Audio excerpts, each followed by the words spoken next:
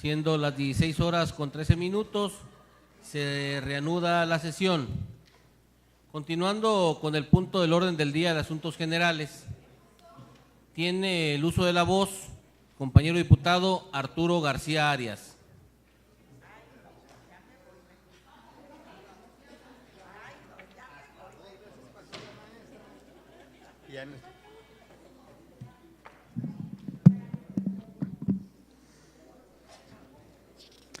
Con su permiso, diputado presidente, con el permiso de ustedes, compañeras y compañeros diputados y de quien nos acompaña. Ciudadanas secretarias de la mesa directiva, el de la voz, Arturo García Arias, así como los demás diputados del Grupo Parlamentario del Partido del Trabajo, integrantes de la coalición Juntos Haremos Historia de esta 59ª legislatura del Honorable Congreso del Estado de Colima, con fundamento en el artículo 39, fracción primera de la Constitución Política del Estado Libre y Soberano de Colima, en los diversos artículos 22, fracción primera, 83, fracción primera, 84, fracción segunda de la Ley Orgánica del Poder Legislativo del Estado de Colima, así como los artículos 122 y 123 del reglamento, sometemos a la consideración de esta honorable asamblea una iniciativa de decreto por la cual se adiciona el artículo 233 bis 3 al Código Penal para el Estado de Colima, iniciativa que se presenta al tenor de la siguiente exposición de motivos.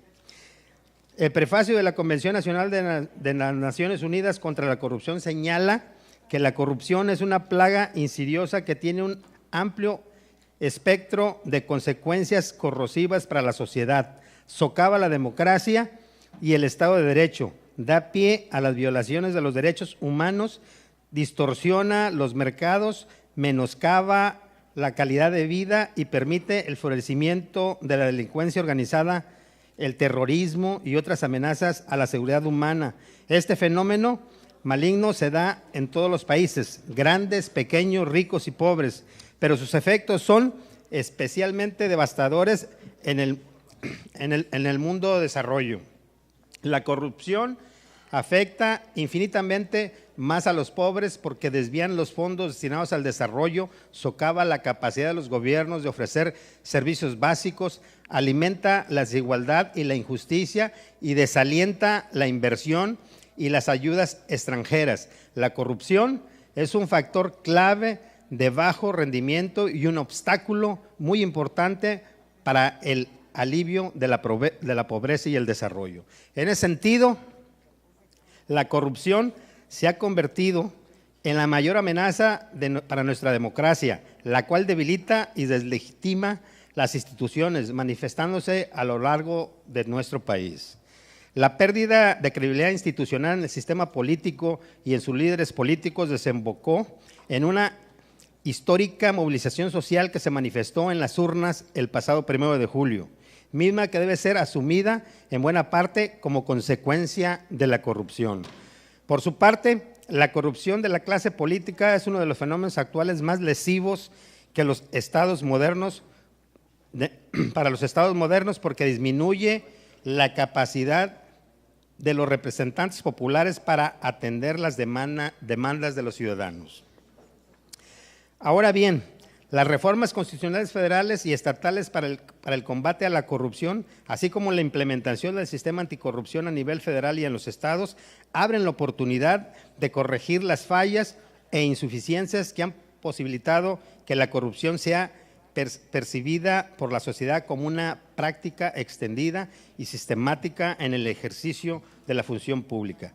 Sin embargo, si bien la reforma constitucional que se aprobó en el Estado y que derivó en el establecimiento del sistema estatal anticorrupción son los pilares normativos sobre los que se sustenta el combate a la corrupción, para su efectividad se requerirá de la legislación ordinaria relacionada, que la legislación ordinaria relacionada sea coherente y armónica. Por lo que la política estatal de combate a la corrupción debe estar en la articulación de las normas y de las instituciones destinadas a combatir este fenómeno, sobre la base de un nuevo sistema de responsabilidades administrativas y penales con pesos y contrapesos suficientes para evitar la impunidad. En este orden de ideas, uno de los cuerpos normativos más importantes para combatir la corrupción es el Código Penal para el Estado de Colima, el cual debe establecer las bases normativas que permitan en el ámbito penal prevenir, combatir y castigar la corrupción con eficacia. Así pues, los suscritos iniciadores proponemos tipificar como delito el supuesto en que un servidor público retenga o descuente cuotas o aportaciones a los empleados de una entidad pública y omita destinarlas al fin para las que están previstas de conformidad con las leyes y las demás disposiciones jurídicas o estatutarias aplicables, o los aplique a fin distinto al establecido por las mismas. Hipótesis en que regularmente se tiene la obligación de entrar a las referidas cuotas o aportaciones a instituciones públicas, sociales o privadas. Siendo importante precisar que el tipo penal propuesto no requiere acreditar que los recursos públicos se dispongan en provecho propio o ajeno, sino simplemente que se desvíen u omitan su aplicación al fin para el que estaban destinados legalmente, lo que implica que será más sencillo acreditar dicha conducta y se evitará la impunidad que muchas de las veces se genera por requisitos y tecnicismos legales difíciles de acreditar. Esto es, con el tipo penal que se propone se busca prevenir, combatir e inhibir el hecho de corrupción realizado por los servidores públicos consistente en el desvío de recursos provenientes de cuotas o aportaciones retenidas o descontadas a los empleados de una entidad pública para destinarlos a un fin diferente para el que estaban previstos legalmente, así como la omisión de los servidores públicos de destinar dichos recursos con el fin que estaban previstos, sancionándose tanto el actuar como el no actuar de los servidores públicos. Esta reforma que se propone, como bien se habrán de dar cuenta, busca retomar el espíritu de la entonces reforma del artículo 233 bis 2 que la 58ª legislatura aprobó para tener la vida jurídica y a su vez dispuso de derogar su contenido, lesionando los intereses de miles de trabajadores que en sus recibos de nómina quedó asentado la retención convenida o legal. Sin embargo, fue destinada a un fin distinto al cual fue creado, construyendo en sí verdaderos actos de corrupción que no podrán ser castigados porque con la reciente derogación del artículo 233 bis 2 han quedado impunes todos aquellos servidores públicos que incurrían en dicha ilegalidad. En razón de ello, los suscritos iniciadores buscamos retomar el espíritu de la entonces reforma al artículo 233 bis 2 para traer a la vida jurídica la hipótesis penal del desvío de cuotas o retenciones de los trabajadores con el firme propósito de inhibir actos de corrupción que lesionan a la clase trabajadora. Es del interés de los iniciadores fortalecer el marco normativo local para dotar de mayores herramientas al sistema estatal anticorrupción y se logren los objetivos que le han dado vida al mismo, como es inhibir las conductas que lastiman o lesionan los intereses de la sociedad y que atentan contra el correcto ejercicio de la función pública. Es por todo lo antes expuesto que en virtud de las atribuciones que nos confiere el orden constitucional legal vigente, sometemos a consideración de esta soberanía la siguiente iniciativa con proyecto de decreto único. Se adiciona el artículo 233 bis al Código Penal para el Estado de Colima para quedar como sigue. Artículo 233 bis 3.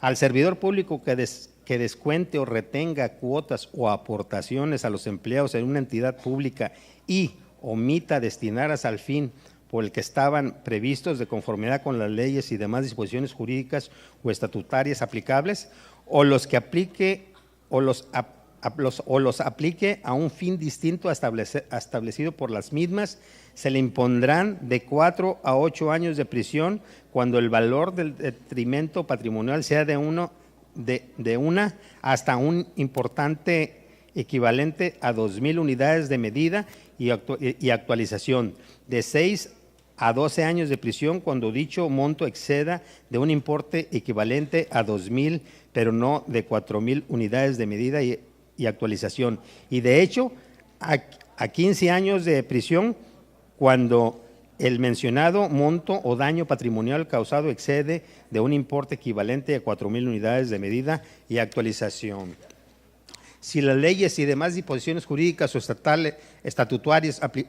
estatutarias aplicables no establecieran un término para enterar las cuotas o aportaciones, tal entrega deberá ofrecerse en un plazo máximo de 2 meses a partir de la fecha en que se hizo el descuento o retención para no incurrir en la conducta delictiva señalada. Además, a los responsables de este delito se le impondrá privación para ejercer función pública de 1 hasta por 6 años y una multa por un importe equivalente a 300 a 1,000 unidades de medida y actualización. Cuando se configuran los supuestos previstos en los párrafos anteriores, si el servidor público reintegra la totalidad de las cuotas o aportaciones antes de concluir el ejercicio fiscal correspondiente en que tenía que ser aplicados, se le impondrá pena de prisión de 1 a 4 años y multa de 300 a 500 veces el valor diario de unidad de medida y actualización. Transitorio, único.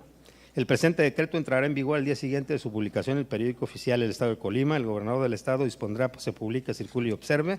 Los diputados que se suscriben con fundamento en el artículo 92 de la Ley Orgánica del Poder Legislativo solicitamos que la presente iniciativa se someta a la consideración y aprobación en su caso en el plazo indicado por la ley. Atentamente, los integrantes del Grupo Parlamentario del Partido del Trabajo, diputado Carlos Farías Ramos, diputada Ana Karen Hernández Aceves y su servidor, el de la voz, el diputado Arturo García. ¿Es cuanto, diputado presidente?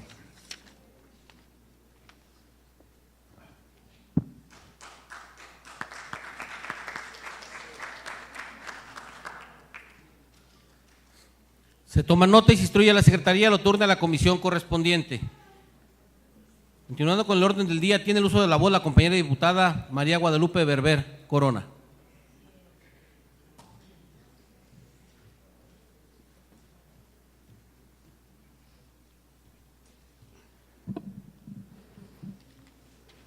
Con la venia del presidente, saludo a mis compañeros y compañeras diputadas.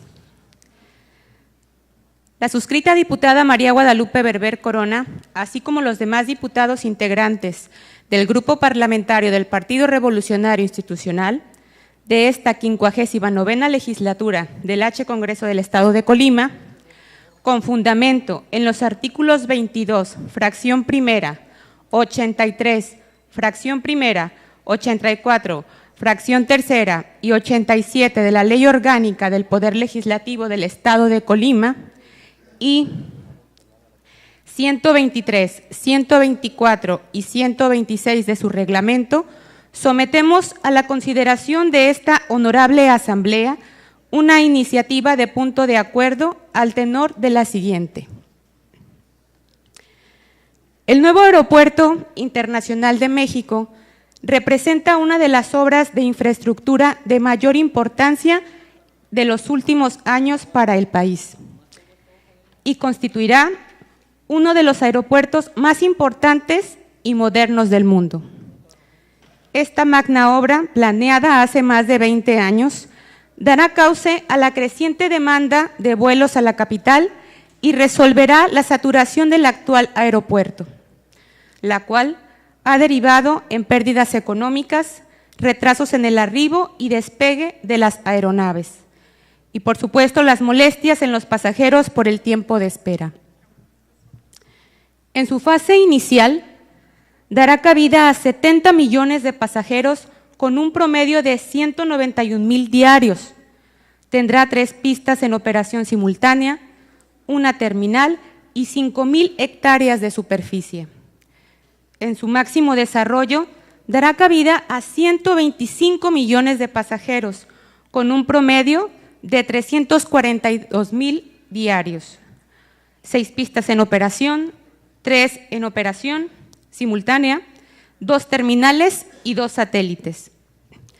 Los impactos positivos de este proyecto son bastante amplios. Se prevé que en la fase de construcción se generen 160,000 empleos y en su máximo desarrollo 450,000, destacando que hasta el momento ha generado más de 45,000 puestos directos e indirectos.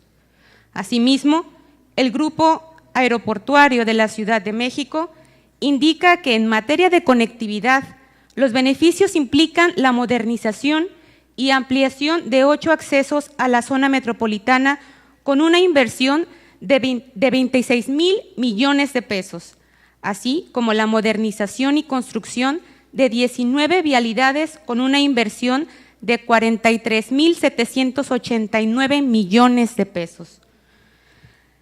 La construcción del nuevo Aeropuerto Internacional de México traerá mejores condiciones de vida para 4 millones de personas de la zona, gracias a obras de drenaje, pavimentación, edificación de espacios comunitarios, pinta de fachadas y rehabilitación de pozos.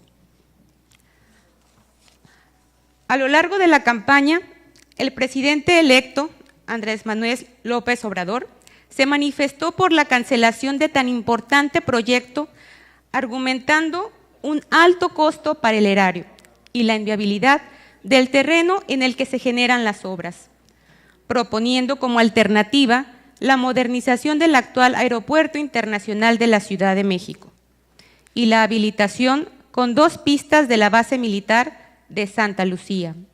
Sin embargo, el próximo titular del Ejecutivo ha señalado que la decisión sobre el futuro del nuevo Aeropuerto Internacional de México debe ser tomada por todos los mexicanos, por lo que ha propuesto la realización de una consulta ciudadana.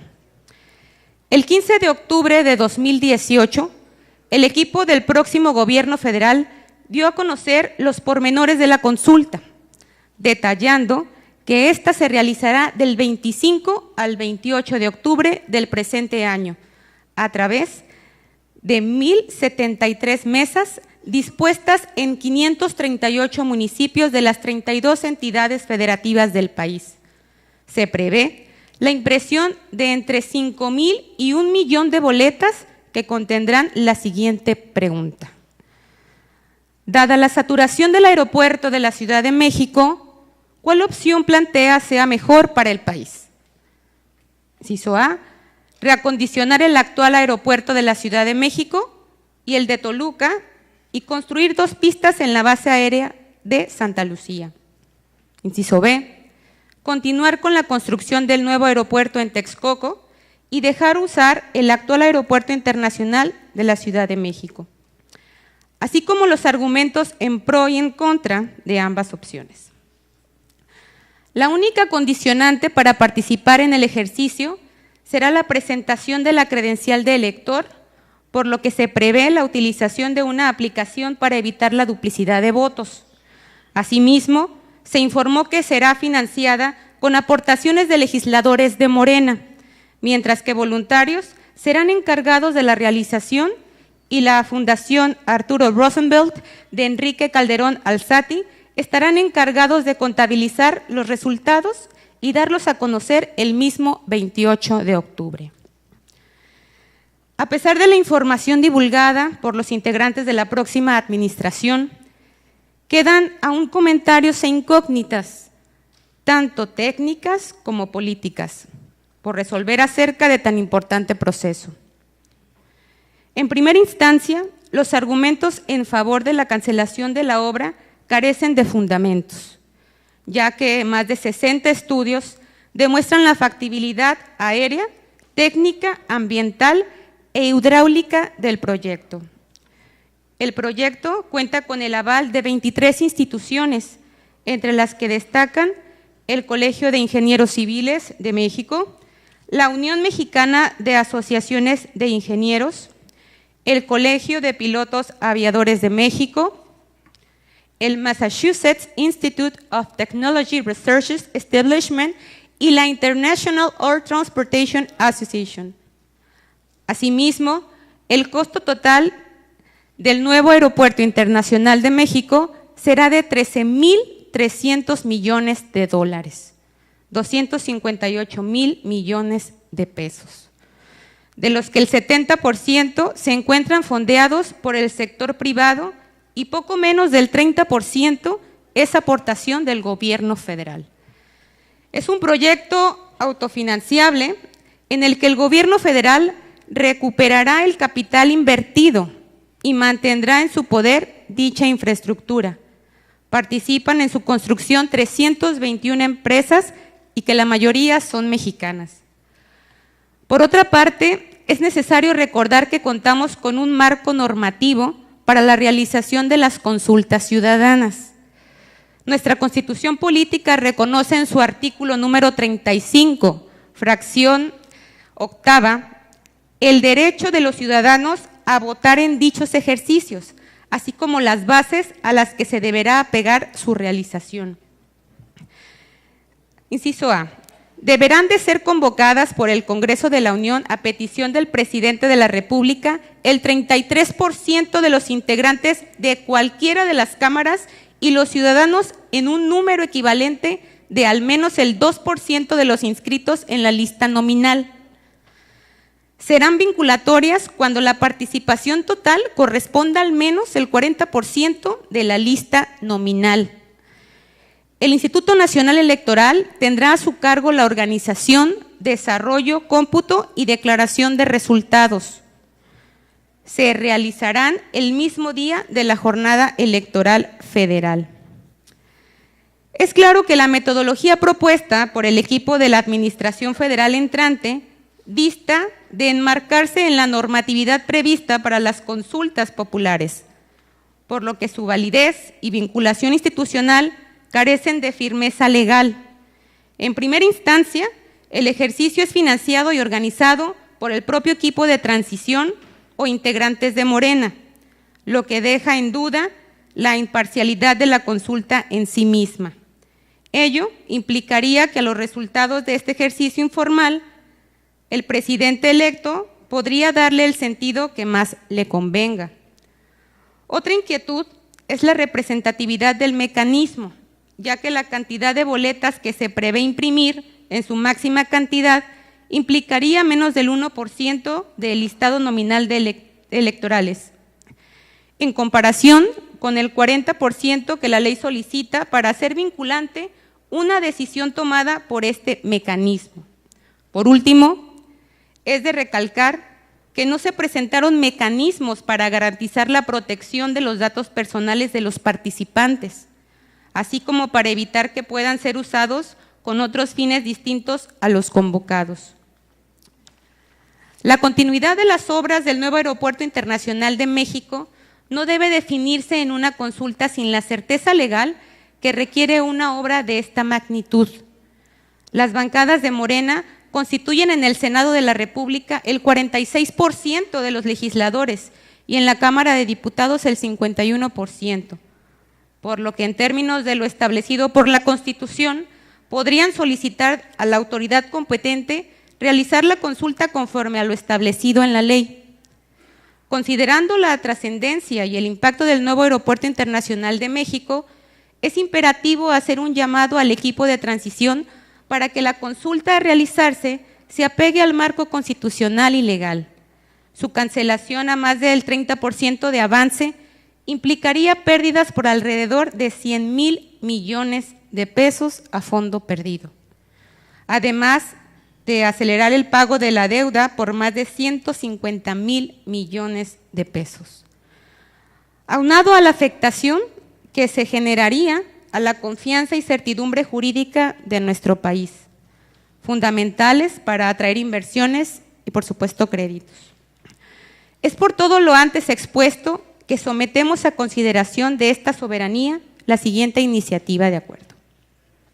Primero, el Congreso del Estado de Colima, atenta y respetuosamente, exhorta al equipo de transición del presidente electo de la República Mexicana para que con transparencia y objetividad aclare la base de la legalidad, así como la metodología para la elección de la muestra y la formulación de la pregunta para conocer la opinión de los mexicanos respecto a la ubicación del nuevo Aeropuerto Internacional de México.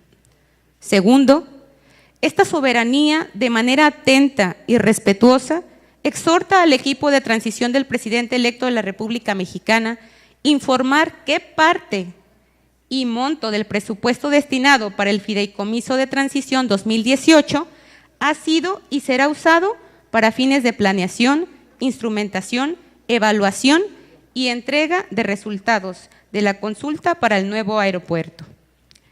Y de no ser utilizado dicho recurso, se transparente el origen de los recursos que han sido y serán usados para la realización de dicho ejercicio, anunciadamente definitorio de decisiones de política pública en sus distintas etapas. Tercero, el Congreso del Estado de Colima, de manera atenta y respetuosa, solicita al equipo de transición del presidente electo de la República Mexicana transparenten y sustenten el ámbito de vinculatoriedad jurídico institucional que tendrán los resultados de la mencionada consulta. Cuarto, el Congreso del Estado de Colima, de manera atenta y respetuosa, exhorta al equipo de transición del presidente electo de la República Mexicana para que haga públicos los mecanismos para cumplir con la obligación de la protección de los datos personales de los ciudadanos que participarán en la consulta que planean realizar del 25 al 28 de octubre. Quinto, el Congreso del Estado de Colima, de manera atenta y respetuosa, solicita al Instituto Nacional de Transparencia, Acceso a la Información y Protección de Datos Personales para que en el marco de sus facultades constitucionales vigile que se cumpla a cabalidad la legislación en materia de protección de datos personales en la consulta que ha planteado realizar el presidente electo entre el 25 y 28 de octubre del 2018. Sexto, notifíquese en el domicilio del equipo de transición del presidente electo de la República Mexicana. Los que suscriben con fundamento en el artículo 87 de la Ley Orgánica del Poder Legislativo y 124 de su reglamento, solicitamos que la presente iniciativa de acuerdo se someta a su discusión y aprobación, en su caso, en el momento de su presentación. Es cuanto, presidente. Con fundamento en el artículo 87 de la Ley Orgánica del Poder Legislativo, se pone a la consideración de la Asamblea el punto de acuerdo que presentó la compañera diputada María Guadalupe Berber Corona, recordándoles que dentro de la discusión de dicho documento deberán sujetarse a lo que establece el artículo 126 del reglamento de la Ley Orgánica del Poder Legislativo. Tiene la palabra el diputado que desea hacerlo. Tiene el uso de la voz el compañero diputado Vladimir Parra Barragán.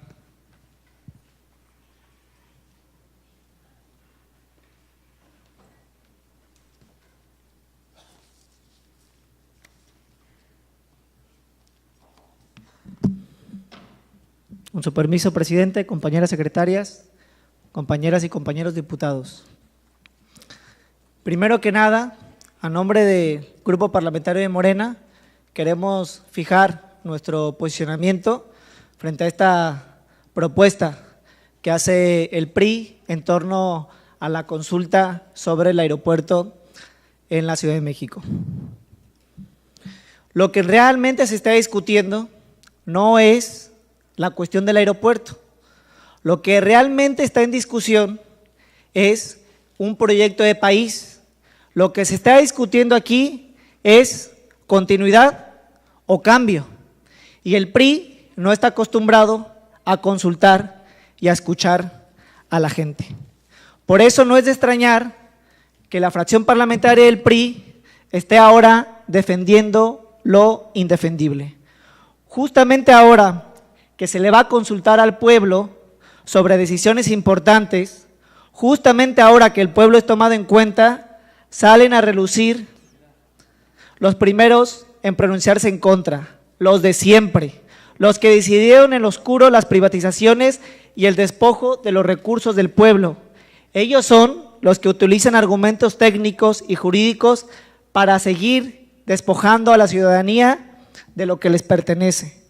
Aquí vienen a defender lo que en las calles no pueden y lo que en las urnas no pudieron hacer. Nos dicen que detrás de la construcción del nuevo aeropuerto en Texcoco hay un cúmulo de intereses inmobiliarios que solamente van a beneficiar a unos cuantos. Eso evitan decirlo. No nos dicen tampoco que el aeropuerto en Texcoco trae como consecuencia un ecocidio con la falsa promesa del progreso. Se generará un deterioro ambiental para la población aledaña y para las condiciones ambientales de toda una región. No nos dicen que eso significaría una destrucción del ecosistema que funge de refugio clave para aves migratorias o del desgaje de decenas de montañas del Estado de México.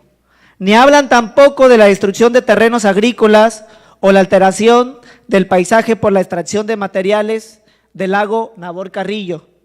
Repiten, como lo hacían antes, cuando se sentían amos y señores de México, que no es legal la consulta, cuando esta consulta no le va a costar al pueblo, pues son los diputados federales de Morena, los 256 diputados federales, que van a aportar poco más de 5,000 pesos. No va a ser una consulta con cargo al erario público. Sus decisiones, sus privatizaciones, su pacto por México sí tuvo un daño a la ciudadanía y nos costó mucho, porque no nos consultaron cuando salió el ejército en las calles, no nos consultaron cuando hicieron el robo del siglo, el Fobaproa, no nos consultaron cuando quieren privatizar el agua, no nos consultaron cuando hicieron el gasolinazo. Entonces, lo que le temen es a que participe la gente, a que se exprese la gente, ¿sí? Y nos hubiéramos ahorrado muchos problemas en este país si en vez de unos pocos, una mafia del poder que toma decisiones, escucháramos a la gente. Muchos problemas nos hubiéramos ahorrado.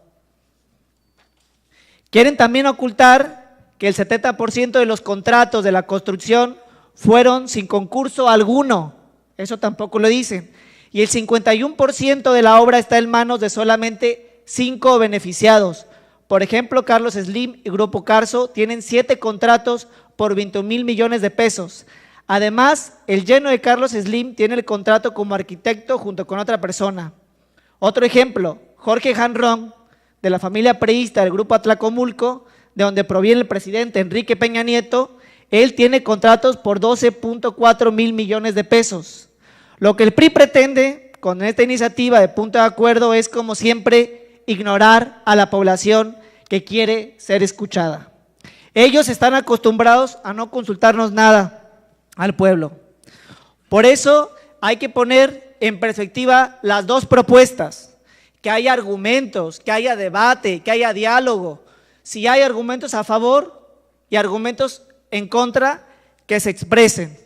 Lo que también hay que decirles al PRI es que nuestro presidente electo tiene una aprobación del 71%, la más alta en la historia del país, y el presidente saliente, Enrique Peña Nieto, tiene la más baja en la historia del país, 18%. Eso es lo que se está discutiendo ahora. ¿Qué proyecto quiere el país? ¿Qué proyecto quiere la gente? Y la gente quiere cambio y la gente quiere ser escuchada. El costo del aeropuerto en Texcoco, además de los daños ambientales, de la corrupción, además de que se ha incumplido el proceso, que ha habido mucho retraso en las obras, es de 13.3 mil millones de dólares. Y el de Santa Lucía es 3.4 mil millones de dólares. Además de que se dejaría de utilizar la base de Santa Lucía y el aeropuerto Benito Juárez de la Ciudad de México. Por esto, estamos a favor de la consulta y, en lo particular, preferimos el lago. Gracias.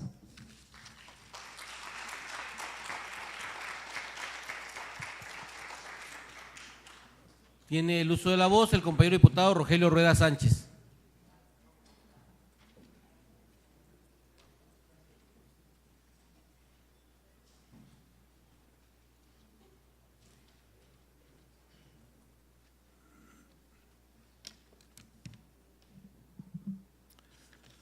Con la venia de la presidencia, solamente quiero pedir que se escuche lo que aquí se planteó en tribuna por la diputada Berber y que se lean los resolutivos que se plantean. No se está diciendo en ningún momento que se esté en contra de que se consulte. Si empezamos por dejar eso claro, podemos entendernos. Si no hay disposición a escucharnos entre nosotros, no va a haber posibilidad de acuerdos. Va a haber posibilidad del autoritarismo democrático de una mayoría que pueda tomar la decisión que crea mejor, pero que no permita que se argumente en pro y en contra. Aquí se plantea que lo que está de fondo es un proyecto de país. Seguramente sí, porque lo que estamos planteando es solicitar explicaciones de cómo se enmarca este ejercicio en lo que prevé nuestra Constitución y nuestro marco normativo legal para que la consulta tenga validez. Nuestro sistema jurídico prevé que haya este tipo de ejercicios, prevé que los organice el INE, prevé que sean obligatorios para el gobierno cuando participe más del 40% de los electores, de los ciudadanos registrados en el INE. No estamos en contra de que se lleve a cabo, vale la pena que se aclare.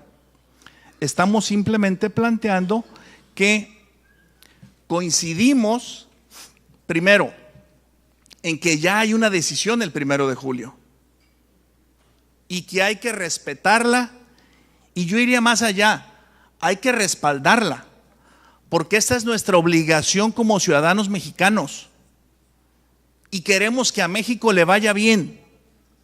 Si decidió por una opción distinta, queremos que le vaya bien al gobierno de esa opción distinta. Y queremos que le vaya bien, incluso haciendo planteamientos para ajustar lo que quieran hacer desde el gobierno. Lo que estamos planteando es una coincidencia, si se quiere descalificar que porque es el PRI el que lo presenta, yo diría que vale la pena que lea la publicación de José Woldenberg en el Universal.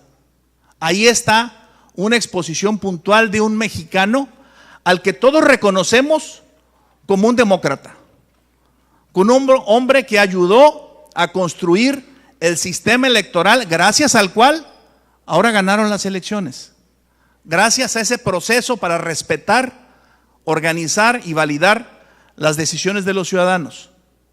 Me parece que no se podrá cuestionar a Woldenberg de que esté atado a lo que aquí se señaló de negativo para el PRI. Yo creo que hay bastantes argumentos y podemos seguramente discutir si sería mejor una opción u otra, pero nos estaríamos desviando. Solamente quiero insistir en lo que coincidimos, en que si hay cualquier abuso, irregularidad en los contratos, que se castigue. Coincidimos plenamente en eso. En lo que no coincidimos es en que se afirme que el 70% de los contratos fueron otorgados sin concurso, cuando la información de que se dispone es que el 95% de los contratos que se han otorgado mediante licitaciones internacionales. Y además del arquitecto mexicano que participa, en el diseño participó el arquitecto Norman Foster, un ícono de la arquitectura mundial.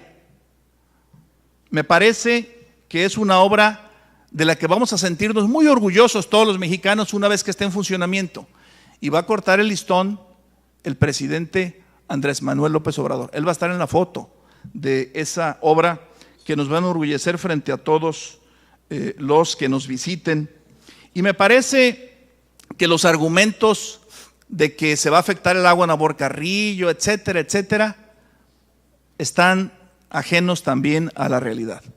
Se van a construir, por el contrario, 5 lagunas más adicionales al lago Nabor Carrillo.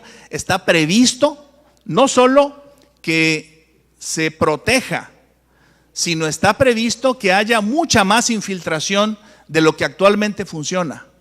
Ese hay un estudio pues realmente muy complejo, detallado, largo, que hace que este sea un proyecto que es viable. Y finalmente diría también que en relación con las comparaciones de presidentes, en ningún caso hay un presidente que esté saliendo que tenga mejor aceptación que el que va entrando. Lo acaban de votar. La comparación la podremos hacer en octubre de 2024 para que comparemos manzanas con manzanas y peras con peras. Pero finalmente yo invitaría a que no nos desviemos. El planteamiento es sencillo y el planteamiento me parece que es sano. Pedir información, pedir que se nos explique lo que aquí en los resolutivos están planteados y que no quiero repetir para no cansarles. Ya los leyó la diputada Berber. Me parece que no hay nada fuera de lugar, no hay nada ofensivo, no hay nada agresivo. Por el contrario, nos parece que vale la pena que estos ejercicios tengan lugar y lo que quisiéramos es una explicación del procedimiento que se está siguiendo porque, sin duda, también hay que decirlo, está en riesgo ese proyecto de país que deberá estar en marcha en los próximos años. Yo creo que todos coincidimos, y por eso lo dije claro, queremos que a México le vaya bien. Si eso significa que al próximo gobierno le vaya bien y le genere créditos políticos, adelante. No estamos en la mezquindad de negárselos. Qué bueno que haya crecimiento económico. Qué bueno que haya oportunidades económicas para muchos millones de mexicanos que lo requieren. Eso implica que haya mucha inversión para que se generen empleos, para que se generen oportunidades para millones de mexicanos que lo requieren. Esa inversión necesita confianza. Y esa confianza de los inversionistas en nuestro país y en su gobierno y en sus instituciones es la que estamos queriendo contribuir a proteger para que le vaya bien a México, incluso para que le vaya bien al próximo gobierno. Muchas gracias. En el uso de la voz, el compañero diputado Francisco Rodríguez.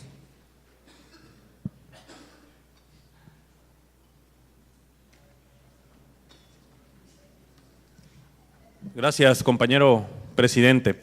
Nada, me quedan algunas dudas sobre este planteamiento en el punto de acuerdo que están poniendo aquí a la Asamblea. El primero de ellos que me salta a la interrogación es ¿cuál es el fundamento legal para solicitarle al presidente electo información en torno a esto? En primera instancia, que yo sepa, hasta que no rinda protesta, es un ente público y por ende estaría sujeto en la ley de transparencia. Y no veo en el cuerpo de este punto de acuerdo que con fundamento en qué ley se le solicita información. Creo que la ley de transparencia, al menos que yo me equivoque, no sería como de particulares a particulares o de un ente público a un particular. No estaría completamente sujeto a estar obligado a informar en ese sentido, o al menos no lo refieren. Lo digo a manera de cuestionamiento, que me dé luz aquí el legislador tan experimentado que ha sido senador y diputado federal, que me dé luz nada más sobre este tema. La otra parte que también le pediría es, pues creo que si la semana anterior se hubiera presentado, tuviera un poquito de más viabilidad de tiempo, porque aquí lo refiere en la página 2, que se realizará el sondeo el 25 al 28, hoy estamos a 23, de aquí que lo apruebe este acuerdo, ¿cuándo llegaría? Que nos diga aquí proceso legislativo, si alcanza a llegar entre el 25 y el 28, para que nos responda a tiempo al menos.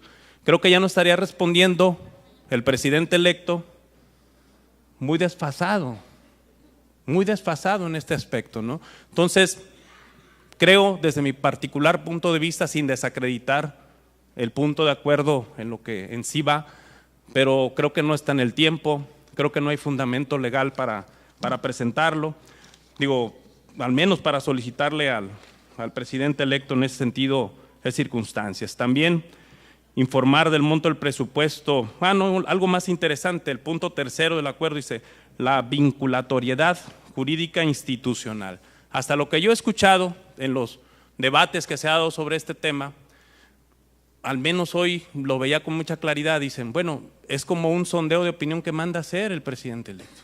para él tomar una decisión. ¿Cuándo va a ser vinculatorio?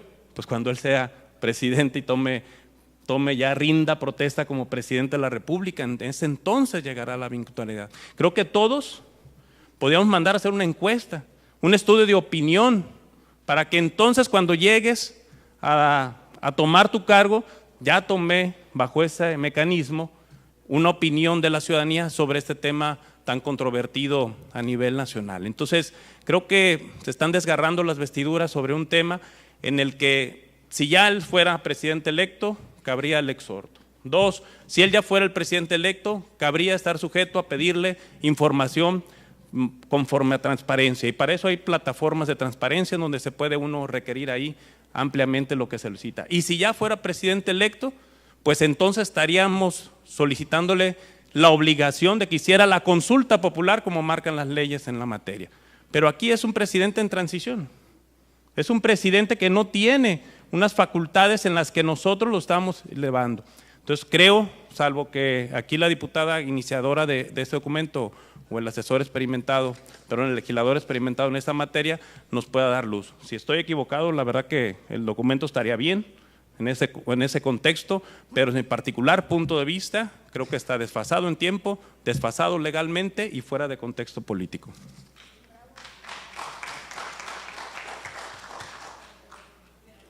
Por alusiones personales, tiene el uso de la voz el compañero diputado Rogelio Rueda Sánchez.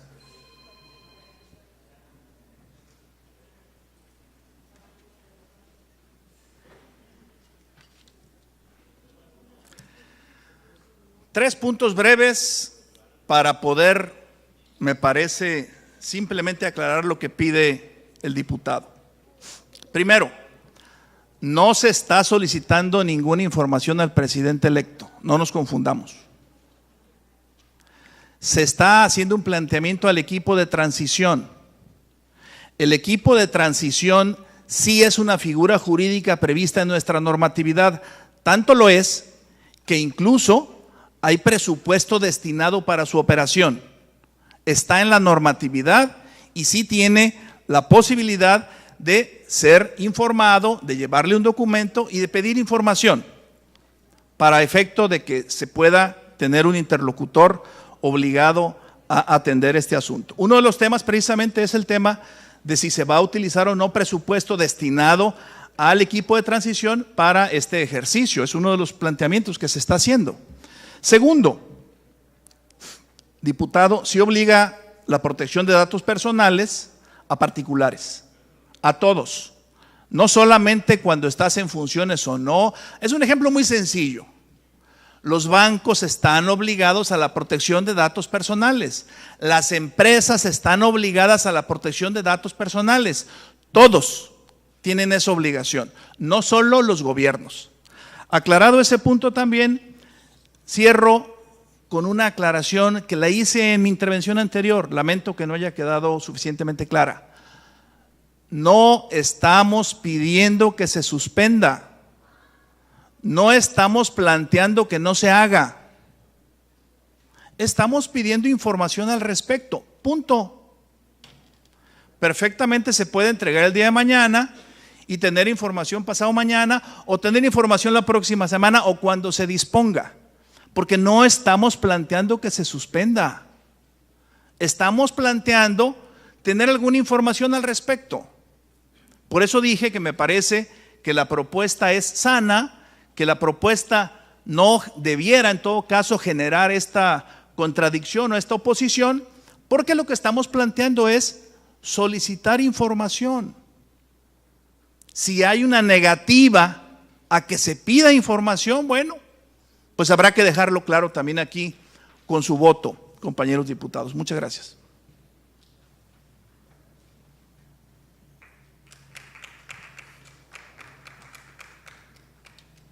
Solicito a la Secretaría recabe la votación económica correspondiente del documento que nos ocupa.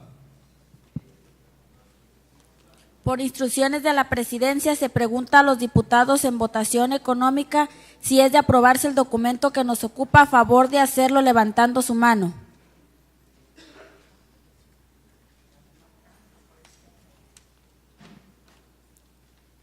Le informo, diputado presidente, que no fue aprobado.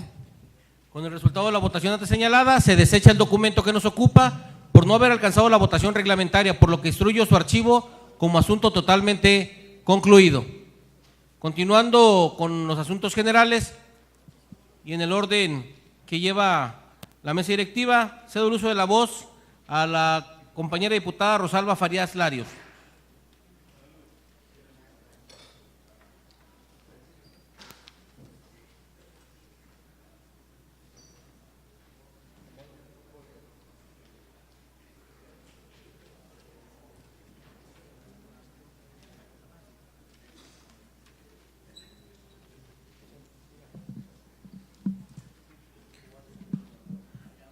Buenas tardes, con el permiso del presidente, las secretarias de la mesa directiva, compañeras y compañeros diputados, diputadas, medios de comunicación, público presente y quienes nos escuchan por medio de la red del Congreso.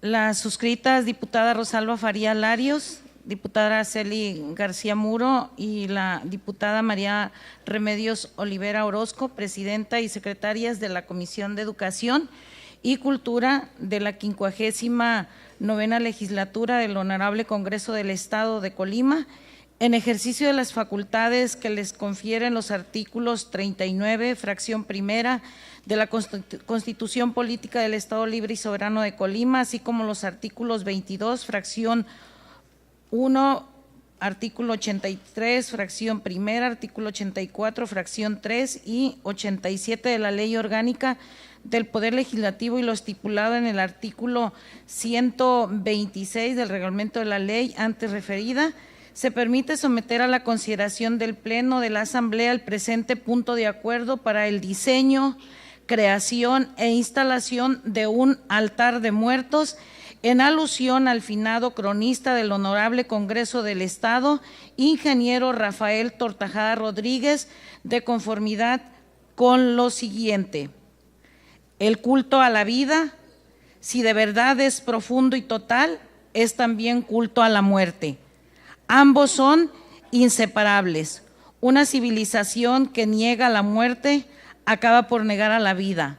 Octavio Paz, Todos Santos, Día de Muertos, El laberinto de la sociedad, en 1960. La fiesta del Día de Muertos es uno de los múltiples efectos del encuentro de dos mundos, de dos culturas, de dos civilizaciones. En México, sin embargo, ha sido también la causa y el origen de una enorme variedad de expresiones culturales que giran en torno a esta celebración anual. Los estudios históricos y antropológicos han permitido constatar que las celebraciones dedicadas a los muertos no solo comparten una antigua práctica ceremonial donde convive la tradición católica y la tradición precolombina, sino también una diversidad de manifestaciones que se sustentan en la pluralidad étnica y cultural del país.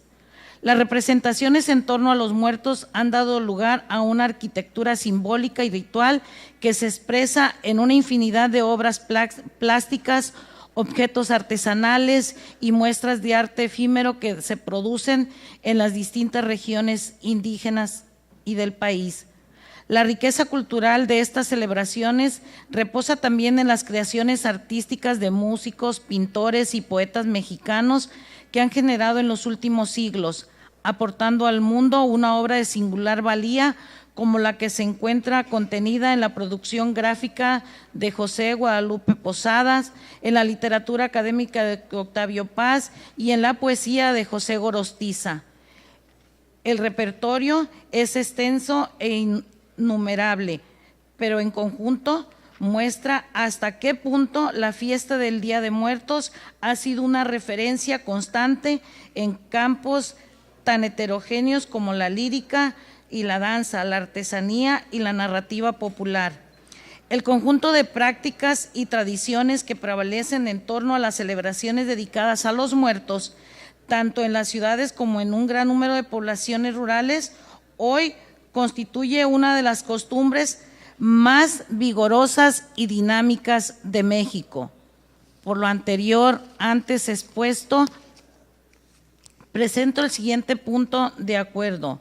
Único, por medio de la Comisión de Educación y Cultura del Honorable Congreso del Estado de Colima, se dé el diseño, creación e instalación de un altar de muertos en alusión al finado cronista del Honorable Congreso del Estado, ingeniero Rafael Tortajada Rodríguez, el próximo 1 de noviembre de 2018 en el espacio nombrado como Plaza de la Bandera, con la intención de realizar un homenaje a la labor realizada en vida por el antes mencionado y en relación a la promoción de las tradiciones y costumbres mexicanas, dado en el recinto oficial del Poder Legislativo a los 23 días del mes de octubre de 2018. Atentamente, por los integrantes de la Comisión de Educación y Cultura, diputada Rosalba Farías Larios, diputada Araceli García Muro, diputada María Remedios Olivera Orozco. Asimismo, extiendo la invitación, si es de aprobarse este punto de acuerdo, a todo aquel compañero integrante de esta legislatura, pues que nos pueda hacer sus aportaciones para hacer de este altar de muertos, como viene siendo, y lo preguntamos, no al cronista, sino a otros cronistas, que sería un hecho histórico porque hasta el momento es una acción que no se ha venido realizando en este honorable Congreso del Estado. Es cuanto. Con fundamento en el artículo 87 de la Ley Orgánica del Poder Legislativo, se pone a la consideración de la Asamblea el punto de acuerdo que presentó la compañera diputada Rosalba Farías, recordándoles que dentro de la discusión de dicho documento deberán sujetarse a lo que establece el artículo 126 del reglamento de la Ley Orgánica del Poder Legislativo. Tiene la palabra el diputado que desea hacerlo. Solicito a la Secretaría recabe la votación económica correspondiente del documento que nos ocupa. Por instrucciones de la Presidencia, se pregunta a los diputados en votación económica si es de aprobarse el documento que nos ocupa, a favor de hacerlo levantando su mano. Le informo, diputado presidente, que fue aprobado por unanimidad. Con el resultado de la votación antes señalada, se declara aprobado el punto de acuerdo presentado por la compañera diputada Rosalba Farías. Instruyo a la Secretaría le dé el trámite correspondiente. Continuando con el orden del día en asuntos generales, tiene el uso de la voz la compañera diputada Ana Karen Hernández Aceves.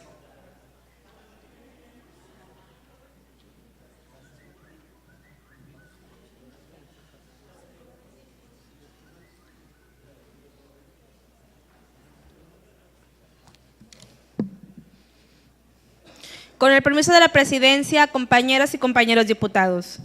Al día de hoy existe una problemática que no ha sido resuelta en el municipio de Manzanillo: la reubicación de la subestación eléctrica de la Comisión Federal de Electricidad, que estaba siendo construida en la colonia Jardines del Valle, en la delegación de Santiago, y que afecta a 7 colonias aledañas y cerca de 800 familias.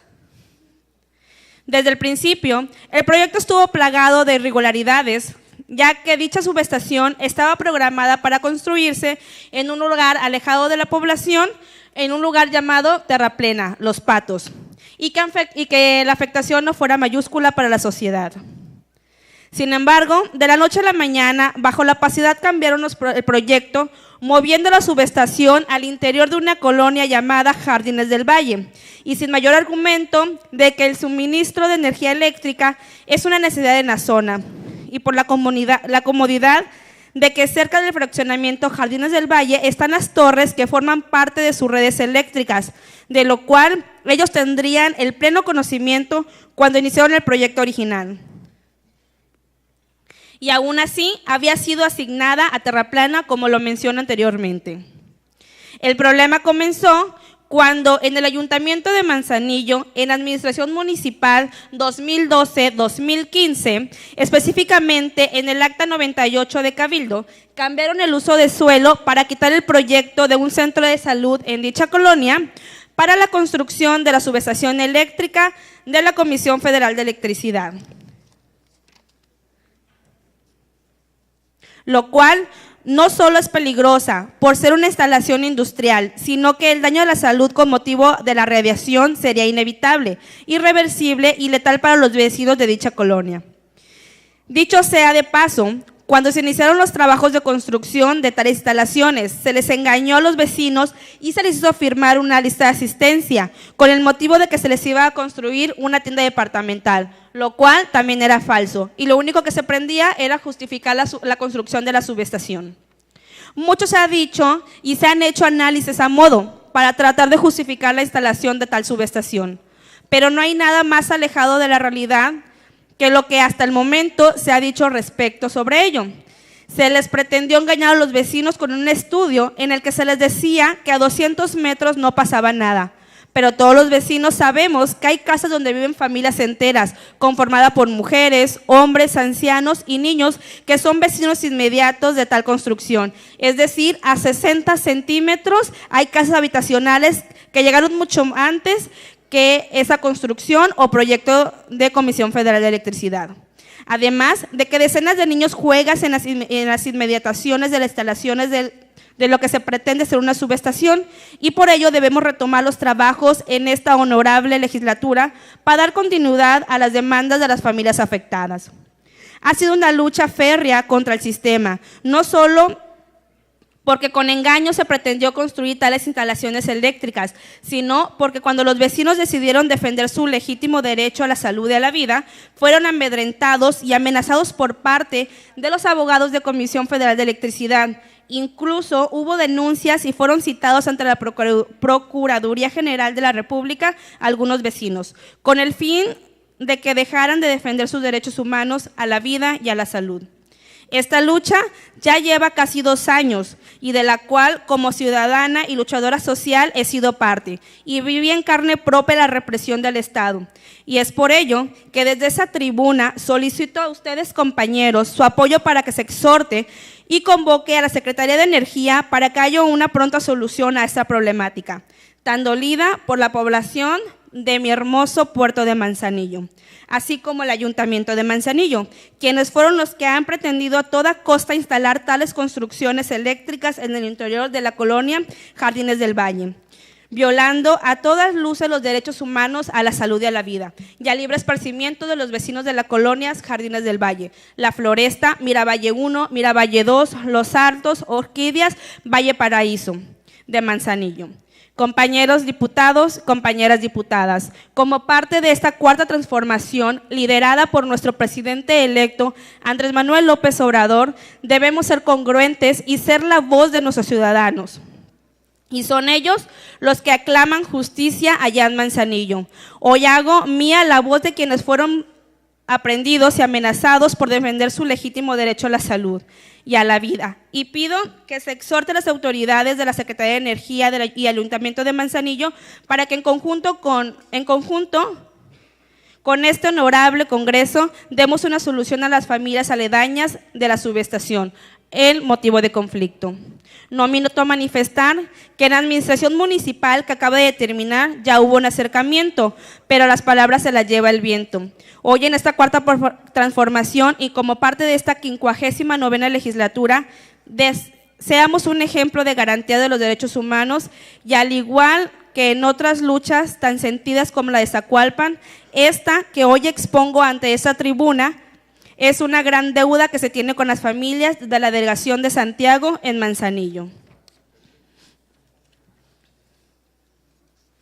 La de la voz, la diputada Ana Karen Hernández, integrante del Grupo Parlamentario del Partido del Trabajo de la 59ª legislatura del periodo constitucional 2018-2021 del Honorable Congreso del Estado de Colima, con fundamento en los artículos 22, fracción primera, 83, fracción primera y 84, fracción tercera de la Ley Orgánica del Poder Legislativo del Estado de Colima, así como los artículos 122, 123 y 126 de su reglamento. Someto a consideración de esta honorable asamblea una iniciativa de punto de acuerdo por la que se hace un atento y respetuoso exhorto al Ayuntamiento Constitucional de Manzanillo, Colima, así como a la Secretaría de Energía de Gobierno Federal, a fin de retomar los trabajos de reubicación de la subestación eléctrica que se pretendía construir en el interior de la colonia Jardines del Valle, en la delegación de Santiago, en el puerto y ciudad de Manzanillo. Iniciativa que se presenta al tenor de la siguiente. Exposición de motivos. La presente iniciativa tiene como finalidad de contribuir a resolver, como ya lo mencioné anteriormente, a una problemática y demanda muy sentida del municipio de Manzanillo, la reubicación de la subestación eléctrica de Comisión Federal de Electricidad que estaba siendo construida en la colonia Jardines del Valle, en la delegación de Santiago. Además de contribuir en la defensa de los derechos humanos, de la salud y de la vida, que son universales, inalienables, imprescriptibles e intransferibles. Este problema impacta en la vida cotidiana de las colonias afectadas, al ser un potencial e inminente peligro para las familias que viven en las colonias afectadas. La principal afectación es en el ámbito de la salud y de la vida, ya que al estar expuestas a constantes emisiones de radiación, así como a peligros de accidentes y fallas en el conjunto de lo que se pretende hacer una subestación eléctrica, es inevitable que la salud de los pobladores sea mermada y con ello sufran diversas enfermedades como el cáncer o con motivo de accidentes reciben el impacto de algún proyectil o quemaduras por incendios, los cuales estarán latentes en todo momento si se permite la construcción de la misma. Con ella también se afectaría el aspecto económico de los vecinos, ya que, como es sabido, al tener una población enferma, el gasto se incrementa y con ello impacta directamente al bolsillo de las familias de la delegación de Santiago. En el aspecto social, es menester la atención del problema que nos ocupa, ya que es un caldo de cultivo para problemáticas mayores. Ha sido un motivo de represión por parte del Estado. Ya ha habido la toma de instalaciones por parte de los pobladores de las colonias vecinas, además de las clausuras por parte de las autoridades municipales. En la legislatura pasada se hicieron algunos grupos de trabajo y en conjunto se trató de llegar a una solución. Sin embargo, el tiempo dio fin tanto a la administración municipal así como a la legislatura pasada y se dejaron los trabajos inconclusos, mismos que deben ser retomados para con ello dar fin a tal problemática.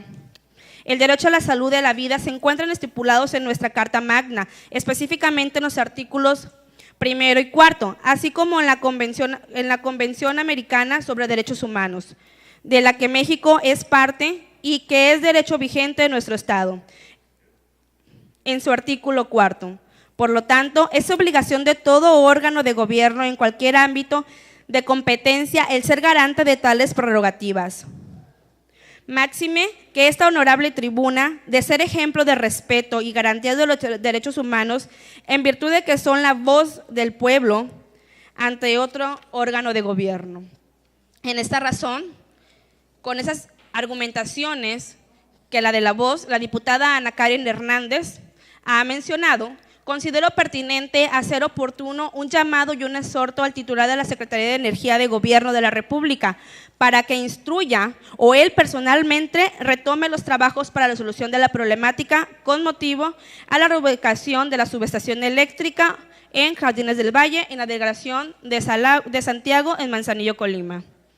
De igual manera, se haga un llamado oportuno a manera de exhorto al Ayuntamiento Constitucional de Manzanillo, con la misma finalidad de contribuir a la solución del problema antes mencionado. Es por lo anterior o lo antes expuesto y en virtud de las atribuciones que me confieren en el orden constitucional y legal vigente, que la suscrita someto a consideración de la soberanía la siguiente iniciativa de acuerdo. Primero, este honorable Congreso del Estado de Colima hace un atento y respetuoso exhorto al titular de la Secretaría de Energía de Gobierno de la República, a fin de que retome los trabajos y pláticas para dar continuidad a la solución de la problemática que se ha suscitado con motivo de la reubicación de la subestación eléctrica del interior de la colonia Jardines del Valle en la delegación de Santiago, en Manzanillo. Segundo, este honorable Congreso del Estado de Colima hace un atento y respetuoso exhorto al cabildo del honorable Ayuntamiento Constitucional de Manzanillo, a fin de que retome los trabajos y pláticas para dar continuidad a la solución de la problemática que se han suscitado con motivo de la reubicación de la subestación eléctrica del interior de la colonia Jardines del Valle, en la delegación de Santiago, en Manzanillo, Colima. Tercero, una vez aprobado el presente acuerdo, comuníquese el mismo a las autoridades exhortadas para los efectos administrativos a que haya lugar.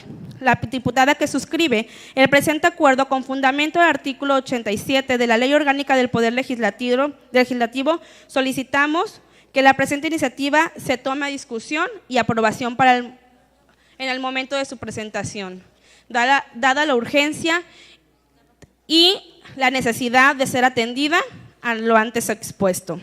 Compañeros, solamente para platicarles un poquito más, porque a lo mejor la lectura fue un poco cansada, su servidora ha sido parte de la lucha de la subestación o de la reubicación de la subestación en Santiago, en Manzanillo. Asimismo, saludo y agradezco el apoyo que he recibido por la actual regidora Janet Gutiérrez Quintero, aquí presente, quien ha trabajado de la mano con servidora, y al senador Joel Padilla Peña, quien hemos trabajado casi 2 años con este tema de la reubicación de la subestación, que es un tema, es una problemática que nos afecta no solo a una gran parte de Manzanillo, sino a todo el puerto, porque Manzanillo somos todos.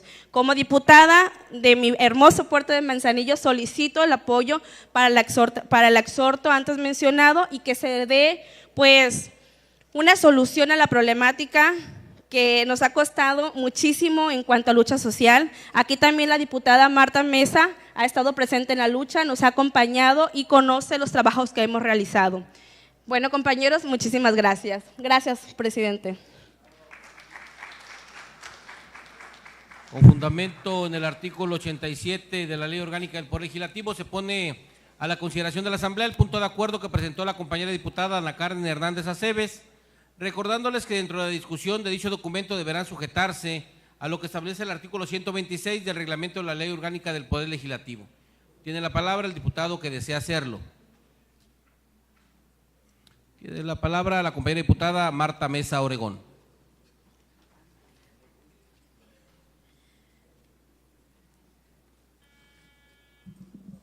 Gracias. Con su permiso, diputado presidente, diputadas, secretarias, compañeras y compañeros diputados, público que hoy nos acompaña. Efectivamente, esta lucha la inició Joel Padilla, compañero diputado de su servidora, y siendo de Manzanillo me uní a esa lucha. Qué bueno que lo retomes, Karen. Aquí, por experiencia, te voy a decir, en aquel momento, ambos, tanto Joel y su servidora, y debe estar aquí en archivo, también solicitamos exhortos que no tuvieron eco, porque uno es gobierno federal y el exhorto, ya lo hemos dicho, si quieres hacerle caso se lo haces y si no, no.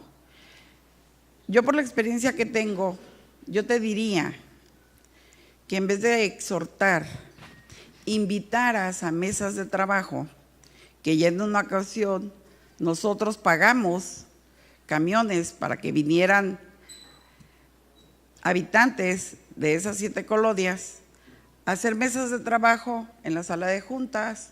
Nos fuimos a Cabildo a hacer mesas de trabajo también, incluso con comisión. Fue una lucha fuerte, sigue siendo una lucha porque todavía no se han abierto las puertas. Fuimos a poner nuestras lonas, Joel y tu servidora, se cerró con cemento y piedras para que no entraran ya nadie a hacer, seguir fincando, porque era fincar, estaban haciendo.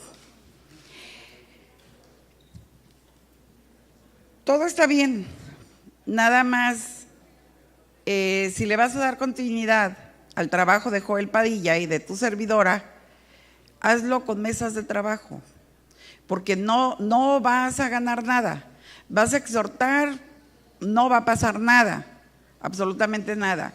Mejor invita a trabajar en mesas de trabajo, ya sea aquí en el Congreso, donde tú quieras, apoyándote. Somos 7 legisladores de Manzanillo, todos estamos en la misma lucha social, sin ver colores, y verás que te va a dar más resultado. En aquel tiempo nada más fuimos Joel y tu servidora. Ahora somos 7 Yo creo que 7 ya es un buen número, es una parte importante en el Congreso. Y efectivamente también en aquel momento había otro secretario de Salud, se le invitó para que él nos diera qué afectaciones podría tener la gente con la subestación. Ahorita puedes hacer lo mismo, invitar al actual secretario de Salud para que tengas esa certeza realmente de cuál es la situación. Yo por mi parte B1 estoy de acuerdo, es una lucha social, tuvimos muchas reuniones ahí, en las noches, en las tardes, y celebro nuevamente, ya lo dije, que le des continuidad a una lucha que empezó Joel Padilla ahí en esas colonias. Por mi parte es, ¿cuánto, presidente? Muchas gracias.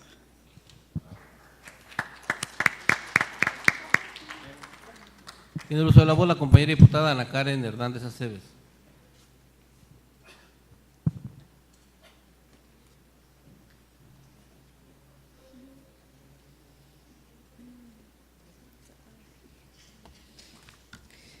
Bueno, como dato adicional, cabe mencionar que la lucha se inició el 27 de enero del 2017. No fue propiciada o encabezada principalmente por el senador Joel Padilla Peña, sino aquí por la regidora presente, Janet Gutiérrez Quintero, y su servidora. Posteriormente se le solicita el apoyo al diputado Joel Padilla Peña y él muy amablemente se une a la causa como parte del equipo del Partido del Trabajo. Agradezco la opinión que me acaba de hacer. Estoy también en sintonía con usted, pero cabe mencionar que esa sería como la primera parte, llamar el exhorto y posteriormente realizar las mesas de trabajo que usted humildemente me propone. Estoy en la mejor disposición, pero sí también pues pedirle a ustedes, compañeros, que se lleve a cabo la votación pertinente. Es una lucha que nos ha costado día, tarde, noche, una lucha social. Efectivamente, estuvimos trabajando con los colonos y no los hemos dejado solo, hombro con hombro. La lucha es continua. Hemos acercado a las administraciones pasadas, como lo menciono, 2012-2015, donde estuvo Virgilio Mendoza como presidente municipal, y ahí, en el acta 98 de Cabildo, es cuando se cambia el uso del suelo y se les entrega 150,000 pesos por cada regidor por 9 meses de manera trimestral para que se autorizara la compra y venta y se cambiara pues el uso del suelo del terreno. Entonces cada regidor recibe 450,000 pesos solamente por autorizarlo. Y no lo dice Ana Karen Hernández, lo dice el acta número 98 de Cabildos. Posteriormente, en la administración 2015-2018, donde estuvo Gabriela Benavides Cobos como presidenta municipal, da licencia para la construcción de la subestación cuando ella ya conocía la problemática expuesta por los mismos vecinos y por su servidora Janet Gutiérrez Quintero y en aquel entonces senador Joel Padilla Peña. Entonces, es una lucha, como les digo, que nos ha costado muchísimo. Hemos estado apoyando a la gente y son causas nobles y tenemos que responder por el pueblo. Por ello, pues solicito que se haga la votación correspondiente, atendiendo la opinión que nos acaba de hacer la diputada Marta Mesa y también reconocer el trabajo que ella hizo con nosotros en la subestación eléctrica e invitar a mis demás compañeros de Manzanillo para que se sumen a la causa y también a todos ustedes, compañeros diputados, porque sé que tendré el respaldo de mis compañeros de la fracción del Partido del Trabajo. Muchísimas gracias.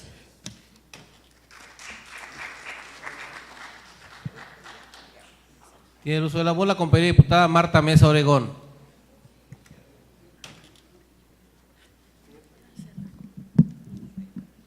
Bueno, yo aquí, Karen, diputada, sé cómo empezó esta situación. En ese tiempo andabas tú con Marcos Barajas, que era cuando andaban recorriendo. Yo estoy hablando en la situación legislativa. Quien empezó esto aquí fue Joel. Tú ahorita estás como diputada.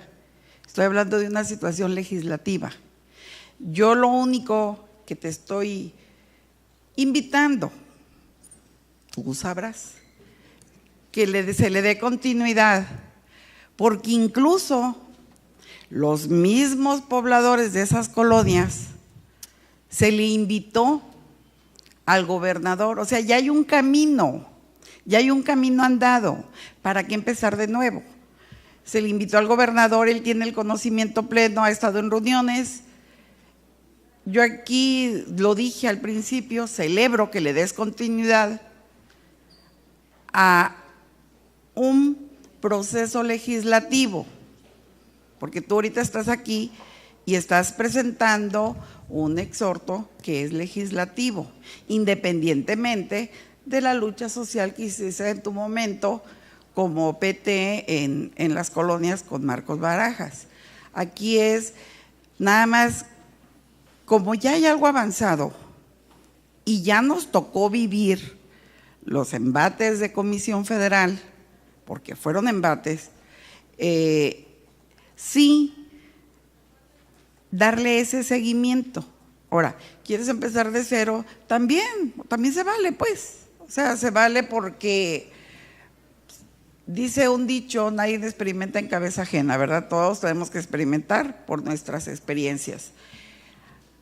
Aquí, yo te lo dije, te pueden o te podemos respaldar los 6 diputados restantes de Manzanillo. Por no decir, estamos contigo los 24 diputados restantes, porque es una lucha social. Una lucha social no tiene partido, no tiene colores. La lucha social es lucha social aquí en China. Por mi lado es tanto, y vuelvo a decir, si te interesa el apoyo de Marta Mesa, estoy contigo. ¿Es cuánto, diputado presidente? Ya.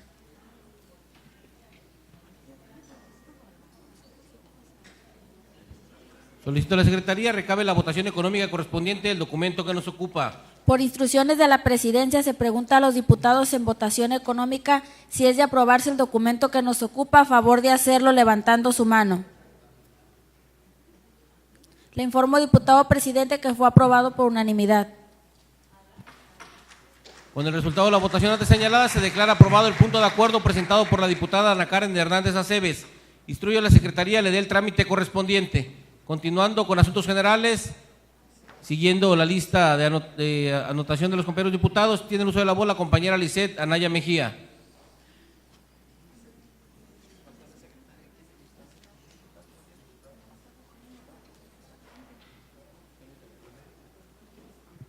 Le solicito a la compañera diputada M.A. Remedios Olivera pueda suplir a la compañera secretaria.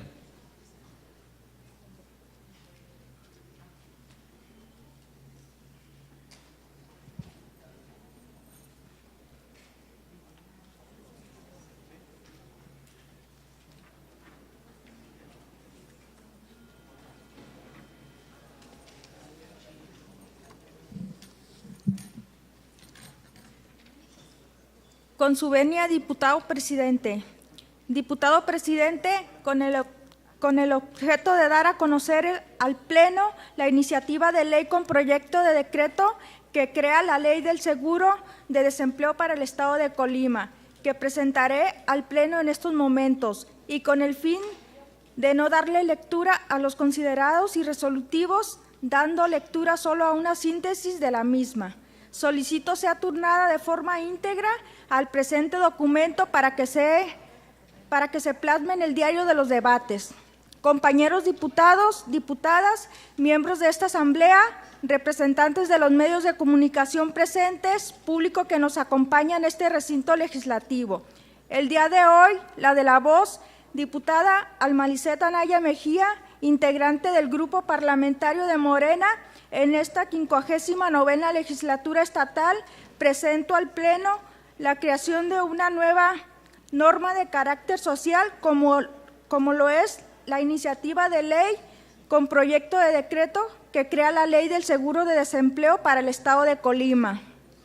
Esto lo hago porque como legisladora local he venido observando la difícil situación que se viene presentando tanto en el ámbito nacional como en lo local, y porque en el recorrido que he emprendido por mi municipio de Armería y sus localidades, los ciudadanos me han mostrado su preocupación ante la falta de empleo y que al haberlo tenido han sido suspendidos del mismo, formando parte de la población no activa laboralmente. Sabemos que el desempleo en México es la situación con la que se encuentran las personas que, teniendo edad, capacidad y deseos de seguir trabajando, no ocupan ni pueden conseguir un puesto de trabajo, debido a las constantes recesiones económicas internacionales que repercuten en el concierto nacional y local. Las causas que originan la aparición del desempleo en nuestro país es debido a la inestabilidad económica que causa estragos en la población, la falta de inversión en las industrias que generan empleos de calidad. Las recesiones económicas por las que atravesamos influye también como un factor principal que genera los despidos masivos del personal, debido a la falta de recursos para poder insertarlos al sector productivo, tanto privado como público, así como a las negativas planeaciones financieras y estratégicas, la fuga de capitales hacia otros países, cierre de empresas generadoras de empleo, etcétera.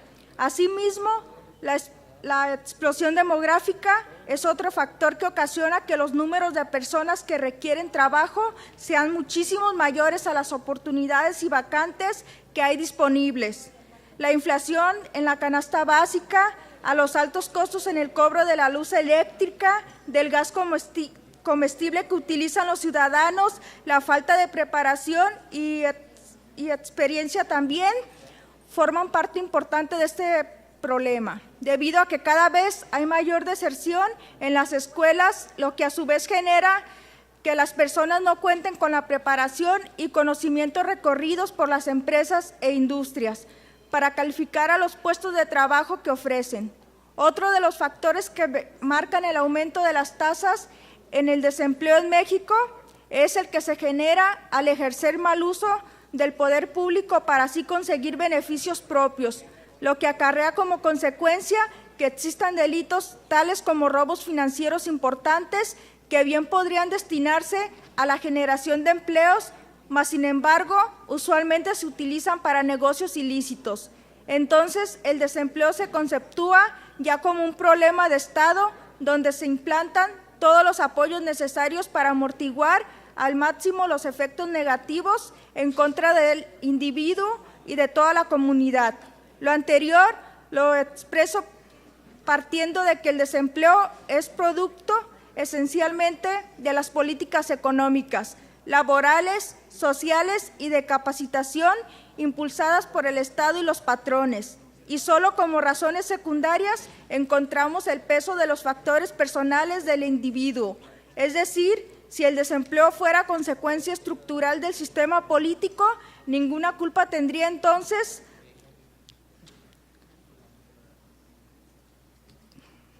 el individuo para encontrarse en estado de desempleo, pues las instituciones públicas tienen la responsabilidad de generar mecanismos necesarios para realizar la inversión de los recursos, evitándose a futuro consecuencias aún más desastrosas para las finanzas públicas y generar el desequilibrio económico y social.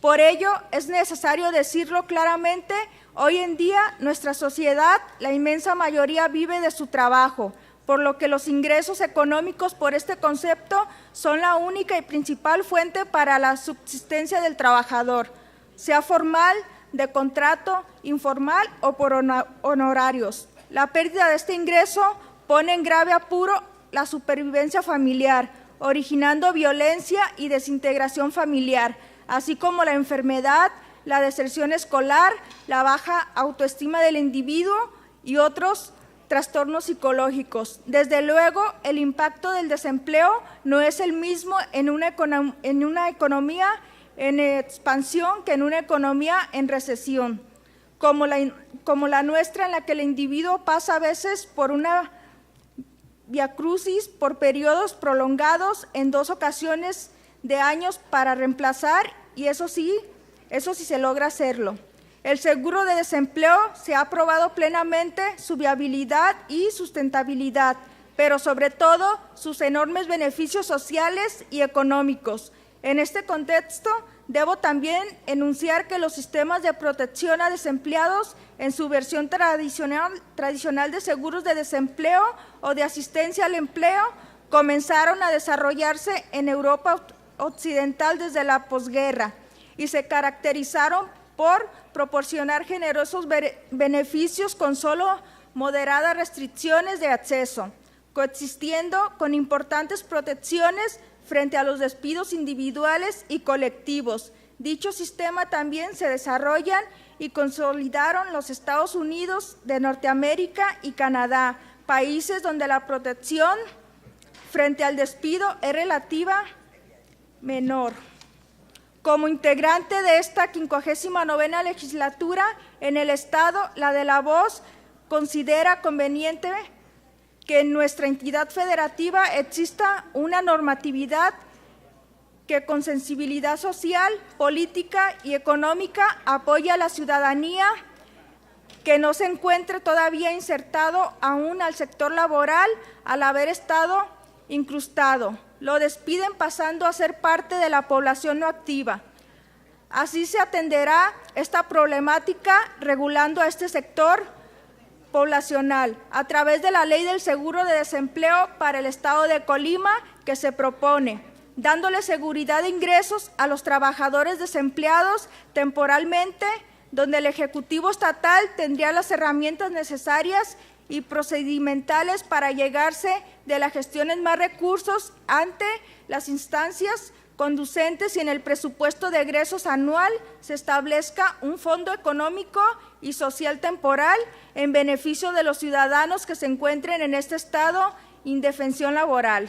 Con esta norma, Colima y el Ejecutivo del Estado atenderán esta problemática que aqueja a la sociedad. Sería parte también de nuestro marco jurídico local, instaurando una ley de carácter social y de observancia general, teniendo por objeto instruir el programa de seguro de desempleo en beneficio de los trabajadores colimenses que pierdan o hayan perdido este mismo. De esta manera, como los legisladores,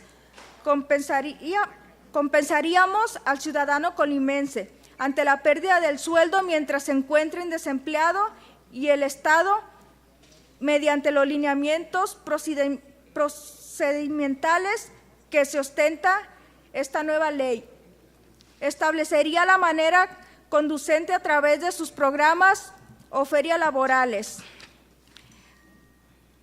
de empleo para con ello insertarlos rápidamente al sector productivo laboral, tal y como ya lo ejerce de la misma manera los gobiernos de los estados de Nuevo León, de Sonora, del Estado de México y del Estado de Hidalgo, pues al ejercer un estudio del derecho comparado en dichas normas locales ha sido gran beneficio la ley del seguro de desempleo en estas entidades federativas, pues han logrado atender esta problemática social como lo es el desempleo en sus respectivas demarcaciones territoriales.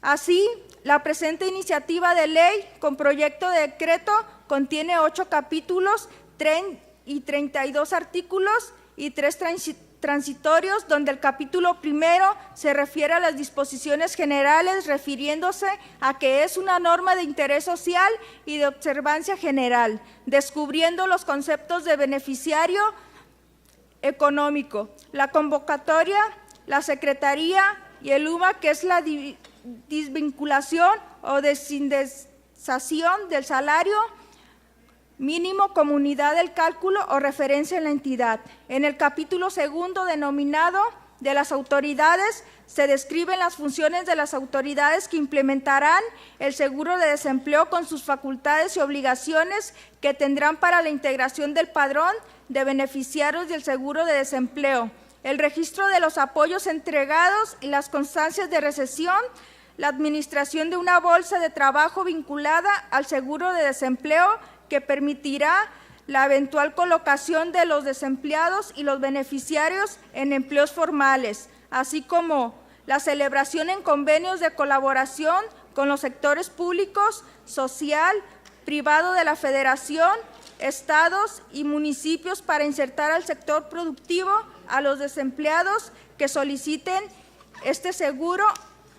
En el capítulo tercero, denominado del seguro de desempleo, se refiere al seguro de desempleo como el sistema de protección social para las personas desempleadas, residentes en el estado de Colima, tendiente a crear las condiciones para su incorporación al mercado de trabajo. y al goce de derecho constitucional a partir de un empleo digno y socialmente útil, estableciendo como objetivo, por mencionar algunos, la estimulación y promoción de incorporación de los beneficiarios del seguro de desempleo a un empleo en el sector formal de la economía en la entidad, e impulsar también la capacitación de los beneficiarios en el desarrollo de nuevas habilidades que les permitan fortalecer su potencial laboral y orientarlos hacia la organización social del trabajo.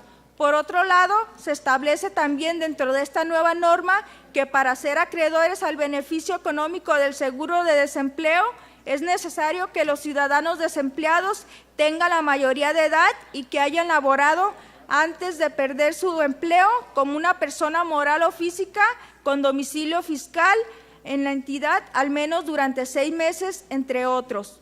El capítulo 4 de la presente ley nombrado de la convocatoria para acceder al seguro de desempleo establece el procedimiento para emitir la convocatoria para que el beneficiario, es decir, el ciudadano o trabajador desempleado, pueda hacerse acreedor al seguro de desempleo y donde también la Secretaría del Trabajo y Previsión Social del Gobierno Estatal, llamada Secretaría en la presente ley, conformará un comité con el número de servidores públicos de la dependencia. En comento, donde aprobará o rechazará los apoyos respectivos, dicha convocatoria establecerá las bases para la integración y funcionamiento del comité interno. El capítulo 5, nombrado de los derechos y obligaciones de los beneficiarios, establece en dicho capítulo que los beneficiarios, es decir, los trabajadores desempleados, tendrán derechos y obligaciones por hacerse acreedores al beneficio económico, donde al llamado de la Secretaría se capacitarán en materias diversas que faciliten el acceso a un empleo tendientes para ampliar su conocimiento y habilidades. Serán promovidos para obtener un empleo formal de acuerdo a sus perfiles técnicos y profesionales, con los empleadores inscritos en la bolsa de trabajo, así como algunas de sus obligaciones para poder tener dicho beneficio económico. El beneficiario deberá tener actualizados sus datos en el registro de la bolsa de trabajo, hacer renuncia expresa ante la Secretaría a las prestaciones que estuviere recibiendo en su carácter de beneficiario cuando encuentre un empleo formal. Dentro de los 15 días siguientes, aquel en el que comience a prestar sus servicios profesionales, asimismo registrarse como demandante activo de empleo ante la Secretaría, participará los programas o ferias de empleo de promoción, formación o reconversión profesionales que determine la misma Secretaría y conducirse con decir verdad en todo momento, apercibidos que en caso de falsedad en sus declaraciones les sería retirado los beneficios económicos del seguro de desempleo, sin perjuicio de las consecuencias legales procedentes. El capítulo 6 del presente ordenamiento llamado de la cancelación del seguro de desempleo establece en este capítulo que la Secretaría podrá cancelar el seguro de desempleo cuando encuentre al beneficiario que incumpla con los requisitos que son exigibles en esta ley y el reglamento y se ha favorecido con ello de alguno de los programas sociales que tiene el Ejecutivo del Estado. Cambia también su residencia fuera del Estado,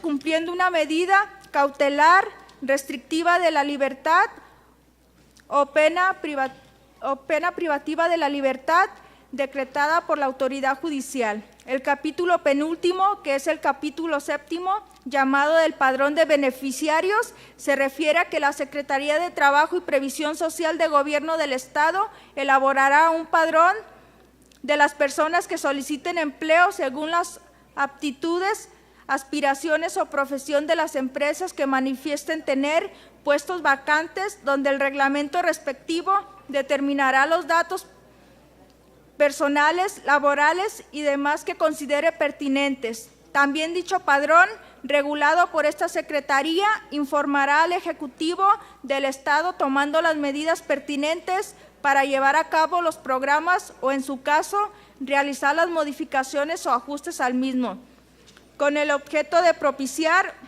una mayor estabilidad laboral. Y por último, el capítulo 8, denominado de las sanciones del presente ordenamiento, refiere a que el beneficiario que contravenga las disposiciones de la presente ley o disposiciones que de éstas se desprendan serán sancionados con la cancelación del seguro de desempleo, independientemente de las conductas punibles, así como los actos o resoluciones que dicten o ejecuten las autoridades con apoyo en la ley. Podrán impugnarla los beneficiarios mediante el recurso de inconformidad procedimental previstos en la ley. Diputado presidente, por lo expuesto y fundado sobre el documento que ostenta esta presidencia en sus manos y el haber presentado en tribuna una síntesis de la misma y haberla hecho pública, esta norma de nueva creación de carácter social y de beneficio para el pueblo de Colima, conforme a lo establecido en el artículo 86 de la Ley Orgánica del Poder Legislativo, solicito sea turnada a las comisiones respectivas con el objeto de que sea estudiada, analizada y, en su caso, emitir el dictamen respectivo. Es cuanto.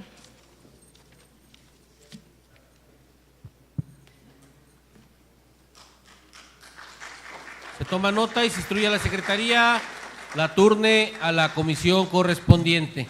Continuando con el orden del día y como último punto de asuntos generales, tiene el uso de la voz la compañera M.A. Remedios Olivera.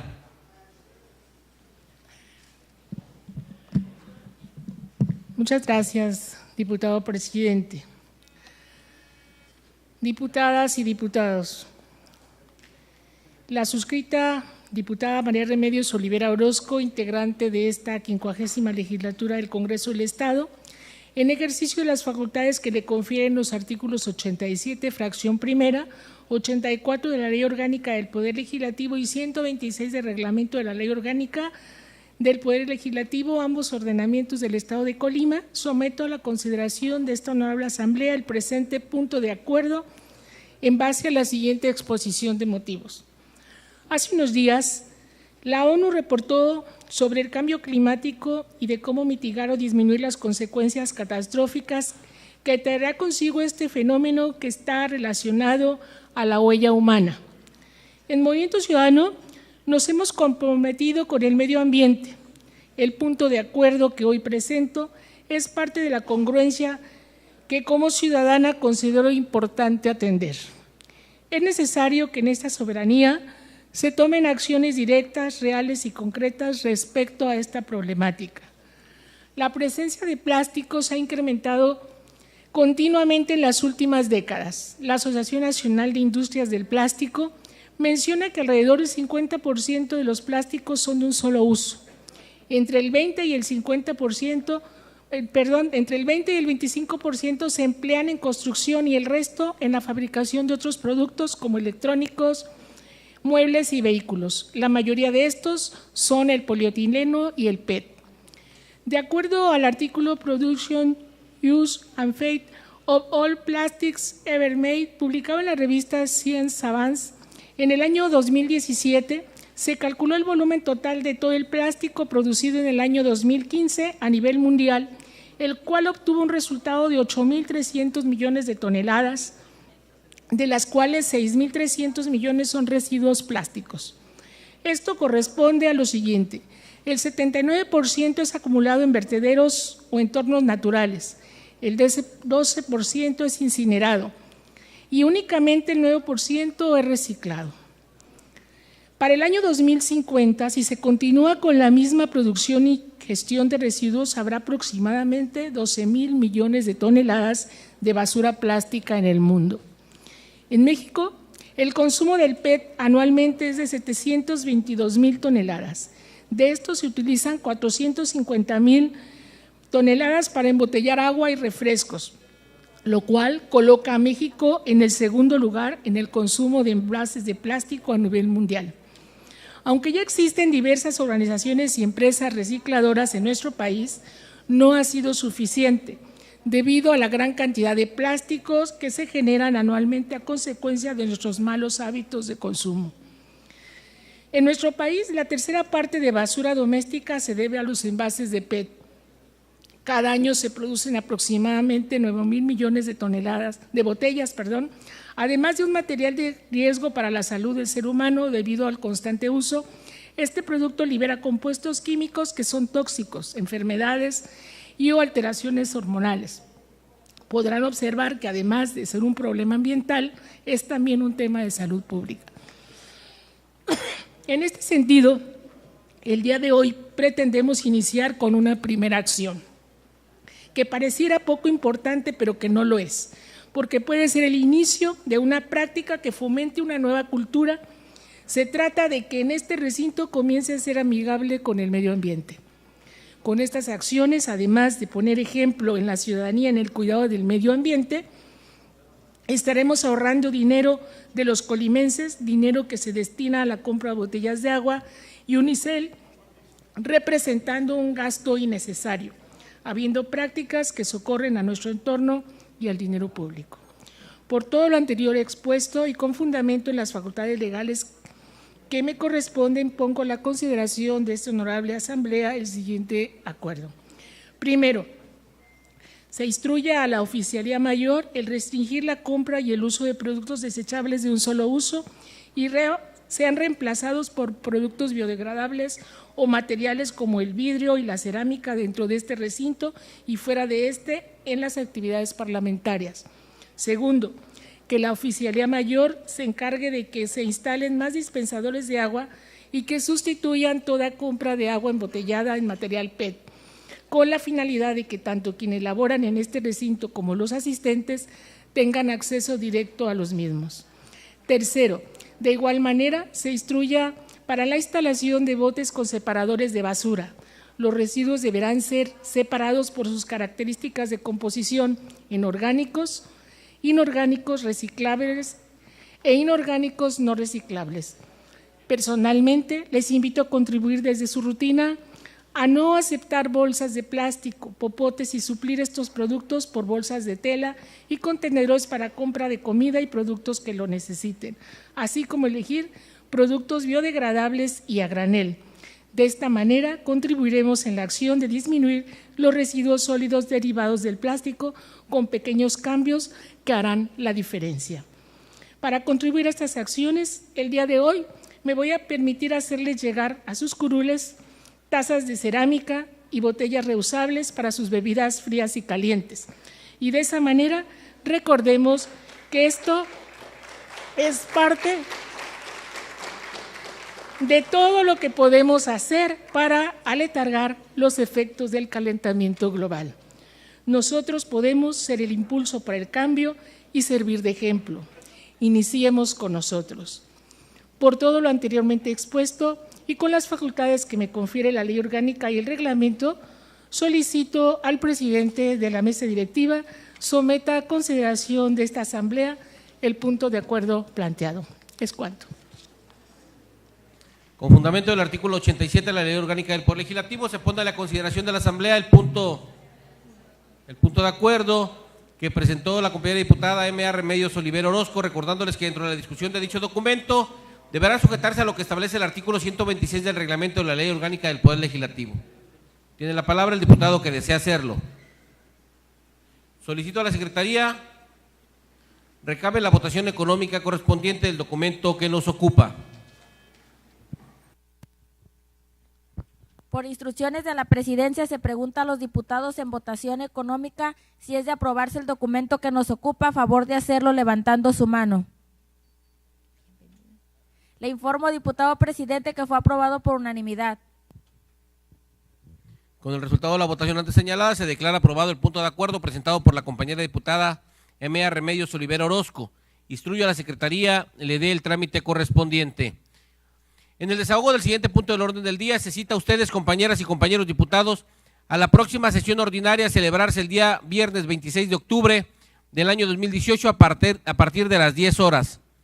Finalmente, a las 10 horas, Finalmente, agotados los puntos del orden del día, solicito a los presentes ponerse de pie para proceder a la clausura de la presente sesión.